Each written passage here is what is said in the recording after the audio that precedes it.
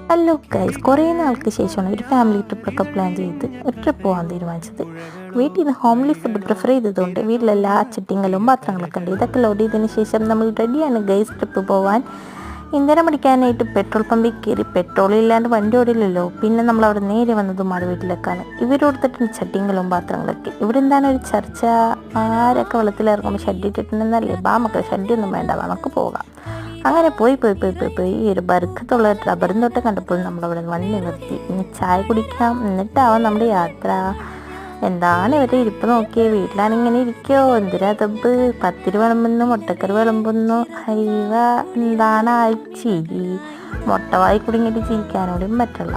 എന്താണ് കൂട്ടത്തിൽ നമ്മുടെ മുട്ട വിളമ്പുന്ന ആൾ. ഫൈനലി എനിക്കും കിട്ടി പത്തിരിയും മുട്ടക്കറിയും. ഇനി നമുക്ക് കുറച്ച് ഫോട്ടോസ് എടുക്കുന്നത് കാണാം. ഇവിടെ പത്രികത്തല്ലേ, ഇതാരാണ്? ജാതുവോ? അപ്പം നമുക്ക് പോകാം.